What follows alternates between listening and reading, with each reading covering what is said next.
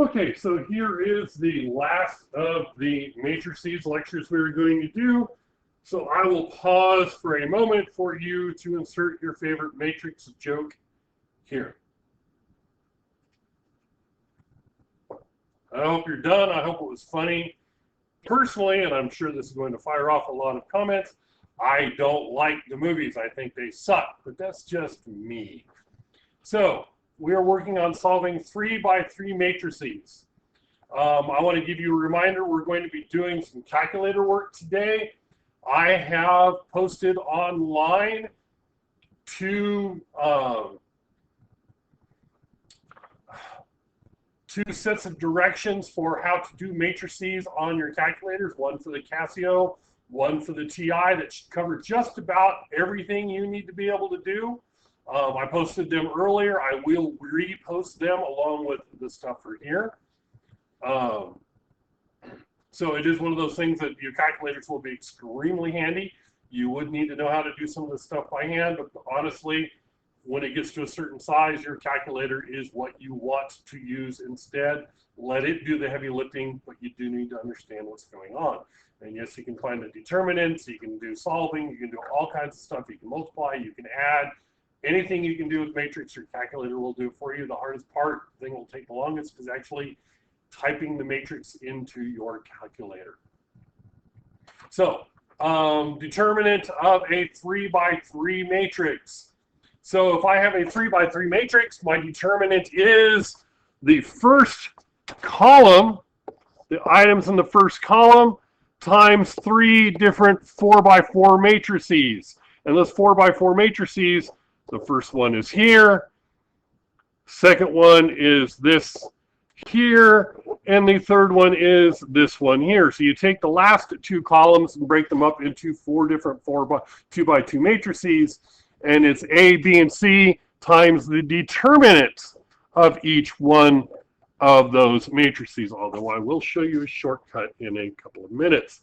So if I want to calculate out the determinant for this 3x3 matrix, here's what you do. You take A, which in this case is 4, times SZ times TY, which is 3 times 1,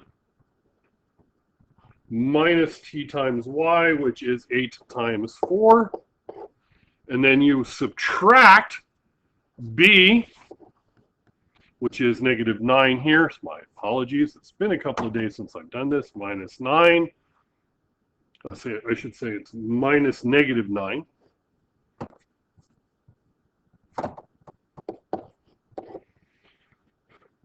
Times RZ minus TX, which is 1 times 1, minus 8 times 0.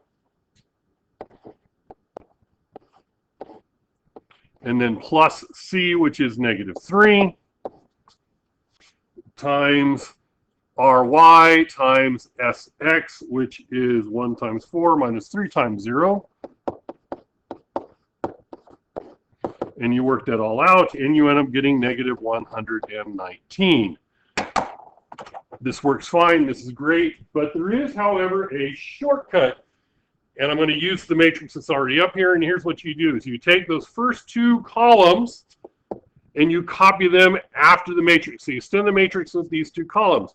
So I have 4, -9, -3, and then 1, 3, and 8. And then what you do is you multiply across diagonally. So what I do is I multiply down 4 times 3 times 1, and that gives me 12. And then 1 times 4 times 3, which gives me -12. And then 0 times 9 times 8, which gives me 0. And then I do the same thing going up. -3 times -3 times 0, which gives me 0. 8 times 4 times 4, which gives me 128. And then I take 1 times -9 times 1, which gives me -9. And here's what you do. is you take everything in the bottom and add them together. 12 minus 12 minus, sorry, plus 0. And you subtract everything in the top added together. 0 plus 128 minus 9. And you do those, you get them together, and look what you get. You would end up getting the same thing, 119.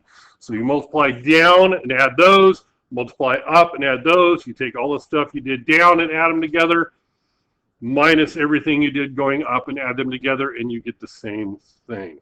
And I'm going to pause. Okay, and now we're back again. So let's go on to the next slide. So given the matrix equation AX equals B, so we can do the same thing that we did before. Use the inverse matrix, which is given to you.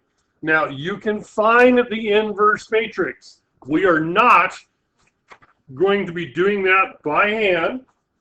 Okay, there is a way to do it by hand. We're not going to do it by hand. Doing it by hand is fine for a 2x2 because a 2x2 is reasonably sized to do it by hand. You would have to use either the one that's given to you in this case, or do it on your calculator. And once again, the instructions on how to do it on your calculator are on the handouts that I will include on the website. I will also print some up and put them in the stack of work. I got to remember to do that. Note, so I'm writing it down. Matrix, how to handout. There, now I won't forget. I'll try to remember to put those in with the other handouts, so they will be available in the packets as well. I hate to print up all that much stuff, but they will be in the stack of packets for you. So, works exactly the same as what you did before. You take the equation, AX plus B, and you multiply it by A inverse and A inverse. And what you do is you multiply by A inverse on both of them. What do you get? You get X equals A inverse times B, and that is your solution. So you would take this times A inverse in front and times A inverse, which is given to you here, 7/2, -1, 0, 0, 1, -1, -3, 0, 1, and you multiply those together. You take this times that, and you end up getting X, which is X, Y, and Z, equals, multiply this out. I'm not going to go back over the multiplication. We've already done that, but you end up getting 1, 2, -1. And you have my permission to play with your calculator to do the multiplication. What does this mean? This means that if I have a system of equations, and we're going to do this, X equals 1, Y equals 2, Z equals -1. So, same thing again. In order to solve this, what do? I multiply by A inverse, and I multiply by A inverse. And A inverse in this case is actually easier to work with. I get 3, -2, -4, 3, -2, -5, -1, 1, and 2. That's what A inverse is because I gave it to you. And you get X, Y, and Z is equal to 2, -1, and 5. Okay, and once again, I'm not going to go over how to multiply the matrices. Did that already. And feel free to play with your calculator and use your calculator to do the multiplication. Let it do the work for you. Okay. Any questions? No? Good, because I'm moving on. Okay, use a calculator to find the inverse of the coefficient of the matrix. Use a calculator to solve the system. So, here's what you're trying to do. We need to set up A, B, and A, X, and B, find A inverse to do what we just got done doing. So here's what's really cool. Your A is the coefficients of your variables in here. 4, 1, 2. Those are your coefficients of x. Let's space that out a little bit, make it a little bit better, a little bigger. 4, 1, and 2. Those are your coefficients for your x's. And then the next column is the coefficients of your y's. -5, -2, -1. And then the last one is your coefficients of your z's. -6, -5. And how many z's do I have here? I have 0 z's, so I have 0 there. And then you have your x1, which would be x, y, and z, your variables, is equal to your b, which in this case b is -1, -12, and 7. Okay, so this is A, this is X, this is B.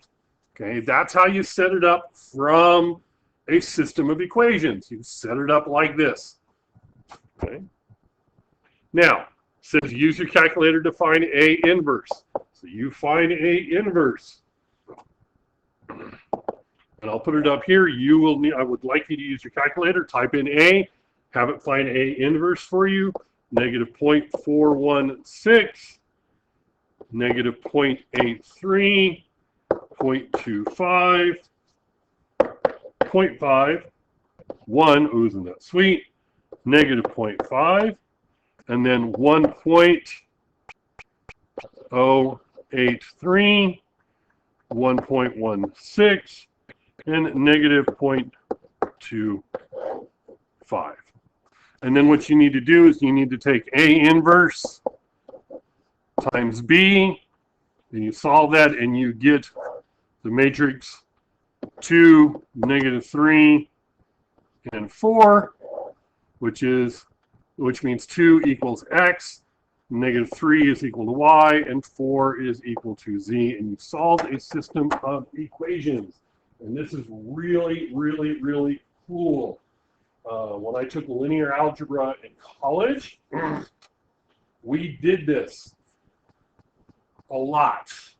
Okay, this is in fact one of the things that we did in linear algebra, at least in the introduction one. We solved a lot of systems by doing this. This is one of the things we did. We didn't do it this way, but we used matrices. Here's the deal. If I have a 2x2 matrix, I'm doing it by hand. Or if I should say, let me back up. If I have a system of linear equations with 2 variables, I'm doing it by hand. I'm not pulling out my calculator to solve a 2x2 system of equations. It is faster and easier to do it by hand. If I have a 3x3, depending upon the equations, I will either do it by hand or I will do it using my calculator. Okay, it's much easier to do it using it's one of those ones where it kind of depends upon the equations. Something like this, I might do it by hand. Most likely, though, I would probably do it using a calculator. It's kind of borderline on this one. This is kind of on the edge. If I have larger than 3x3, if I have 4 variables and 4 equations, if I have a 4x4, if I have a system of 5 variables and 5 equations, I will definitely use my calculator rather than doing it by hand. There is no way I would do a 4x4 by hand. I've done it. About to show you how to do it by hand for a 3x3, the way I learned how to do it, and you'll see it's really slick and cool, but it's not necessarily something you want to do. Definitely a 4x4 or larger, I'm using my calculator. Oh, Lord, yes, I'm using my calculator. Okay. And one of the tricks I learned, as long as the number of variables you have and the number is equal to, as long as the number of equations is equal to or greater than the number of variables, if it's a solvable system, you can solve it. So this is what I learned how to do by hand when I was in college 20-odd some years ago. I did matrix work when I was in high school. I don't remember how much. I don't think we did this. But this is what's called Gaussian elimination or Gauss-Jordan elimination. Carl Friedrich Gauss, one of the greatest mathematicians that ever lived, absolutely incredible man, brilliant mathematician and a fine human being as well. He was extremely supportive of other mathematicians, including women, which was extremely rare at his time. What you do is you rewrite the system of equations as a matrix, and then you eliminate to get the identity matrix in a row of numbers. And that row of numbers is your X, Y, and Z. Those are your solutions to your systems. If it's the solution exists, this will give you your system. This is called Gaussian elimination. And we will do it by hand, and then we will do it on your calculator, and I will tell you how to do it on your calculator as well. But your first step is to rewrite this system as a matrix. So that's the first thing I need to do. So I set it up, and I have my coefficients, 1, -1, -2, 2, 3, -3, 3, 2, -2, and then my last row are just what my solutions are, 0, 0, 3. And what we will do is we will do things to this. We will add rows together. We will multiply one row and add it to another row to eliminate in order to make it look like this as best we can. And that will give us our solution. So the first thing I want to do is I want to take row 1 plus row 2. Take row 1 plus row 2 and add them together. Row 1 will not change. I have 1, 2, 3, and 0. And then what I do is I take this row and add it to that row. And that's my new row 2. So 1 plus -1, I get 0. 2 plus 3 gives me 5. 2 plus 3 gives me 5. 0 plus 0 is 0. And then the last row does not change. -2, -3, -2, and 3.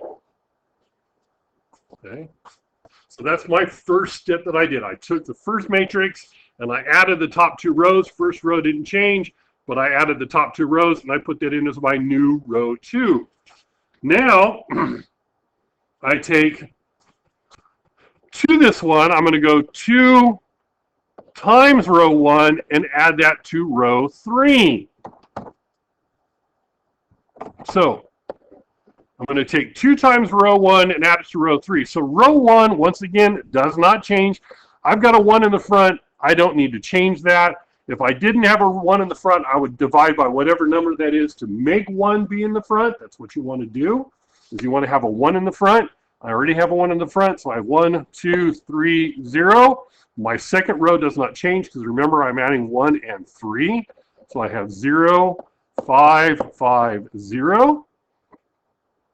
And then what I do is I take 2 times row 1 and add it to row 3. So I take 2 times the top and add it to the bottom. So 2 times 1 plus -2 gives me the 0 I'm looking for. 2 times 2 gives me 4 plus -3 gives me 1. 2 times 3 is 6 plus -2 gives me 4. And 0 times 2 plus 3 gives me 3. That does not change. So now I have a 1 and 2 zeros below. Now I need to start working with some of the other ones. Trying to eliminate. So the next thing I want to do is I want to make this a 1. I want to get rid of that 5. I want to make it a 1. How do I make it a 1? So now I'm going to take row 2 and divide it by 5. So I have 1, 2, 3, 0 across the top still.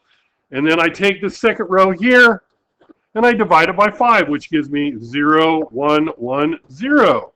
And the one below that does not change.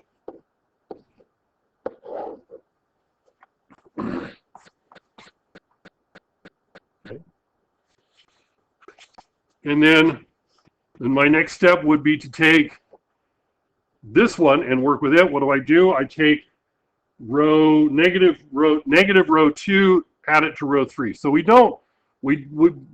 the rule is you do something to a row and add it to another row, or you take a row that's existing and subtract the row you want to work with. So you can kind of do row 3 minus row 2, but technically we're going to do negative row 2 plus row 3. So I'm going to take the second row here, this one here, times -1, and add it to the one below. Once again, my top row is not messing with my top row at all, so I have 1, 2, 3, 0. The second row will not change. My result is only in the bottom row. So I multiply this row times -1 and get it. -1 times 0 plus 0 is 0. -1 times -1 plus 1 gives me a 0 here. -1 plus 4 gives me 3. -1 times 0 is 0 plus 3. Sorry, not a 4. That's supposed to be a 3. My bad. I get a 3 here and a 3 here. Okay. And then the next step is actually very easy. I want to make this a 1 here. So what do? I divide by 3. So I take row 3, divide it by 3.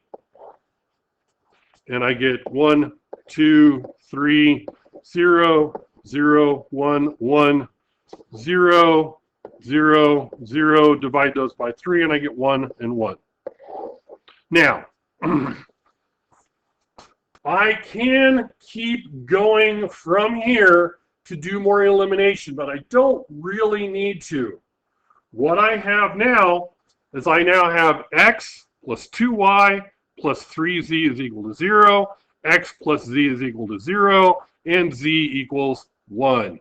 That's what I have. If I take this and I work it out, I can keep going and eliminate up and make this column above the bottom one zeros and make this one a 0. I can very easily do that. Or I can go from here. Actually, let's go ahead and do that. Let's go ahead and eliminate it out and do it all the way. So what I would need to do is I need to make this a 0 here. That's very easy to do. What do? I take row 2 minus row 3. So I take row 2 minus, let me rewrite this. Negative row 3 minus plus row 2. Top row does not change. 1, 2, 3, 0, 0, 1, 0. And I put negative times this. So that means I have 0. I have -1 plus 0 gives me -1 here. And then 0, 0, 1, 1. Okay. So you can see now I have it. I have z equals 1. Y equals -1, and then I have x plus 2y plus 3 is equal to 3z is equal to 0. So a couple more steps. So if I take -3 times row 3 plus row 1, so row 1 will change. But the first two won't, because -3 times 0 and added together I get 1, 2. And then -3 times 1 is -3 plus 3 gives me 0 here. -3 times 1 plus 0 gives me -3 here. And I still have 0, 1, 0, -1, and 0, 0, 1, 1. And then the last thing I need to do is I need to eliminate this 2 here. So I take -2 times row 2 plus row 1. Do that, and that eliminates the 2. So I have 1. -2 times 1 is -2 plus 2 gives me 0.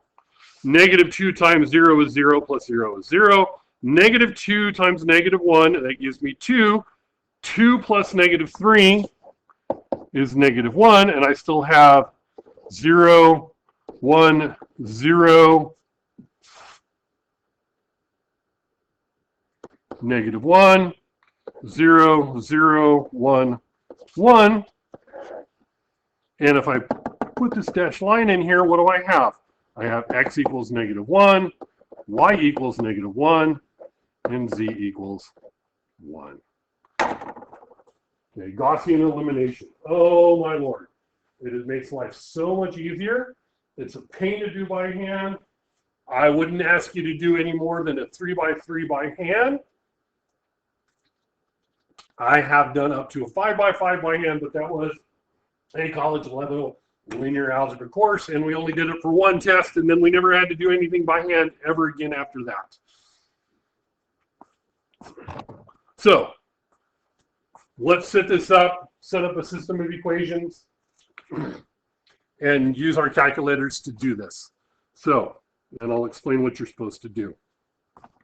First thing you want to do is set up the system of equations. So my variables are going to be C for children, T for teens, and A for adults.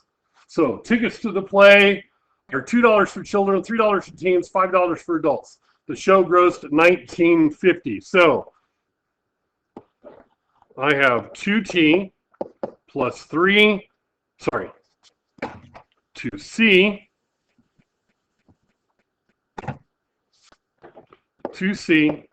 plus 3T plus 5A is equal to 1950. And I'm going to, okay, and we're back. So that's the first set of variables. And then 570 tickets were sold. So C plus T plus A is equal to 500. And then the last equation is the hard one. It says 3/4 as many teens as children attended. That means that we have 3/4 times the number of children is equal to the number of teens. So if we set this up as an equation, rearrange that equation, we get 3/4 C minus T is equal to 0. If we subtract T from both sides, now we have our system of equations. These are our three equations. And what do we do to those three equations? We convert them over to a matrix. 2, 1, 3/4, 3, 1, -1, 5, 1, 0, and 1950, 500, and 0. And then what you do, and the directions that I've given you, and the ones I'm going to have on the handouts for your calculators, is you put it in what's called reduced row echelon form.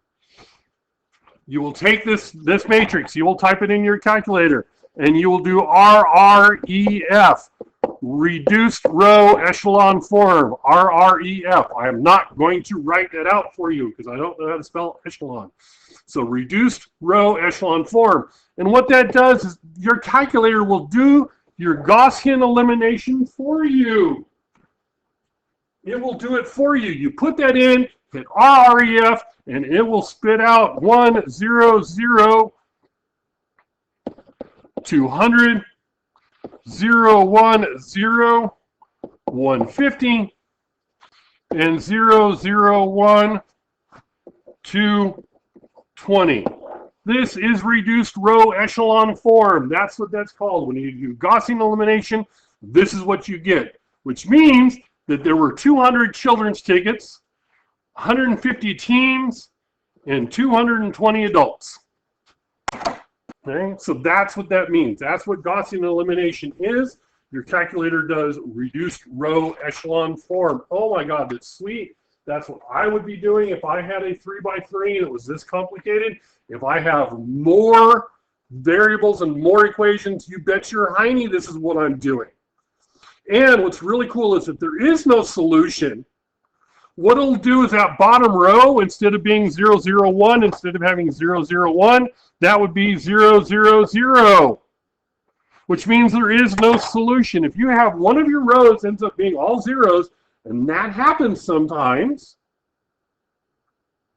you end up having, oh, it doesn't work. Because one of your variables comes out, 0 this is equal to that, 0 z is equal to some number other than 0. Hey, no solution, doesn't work. It does happen sometimes that there is no solutions. So, thus endeth the lesson. Uh-oh.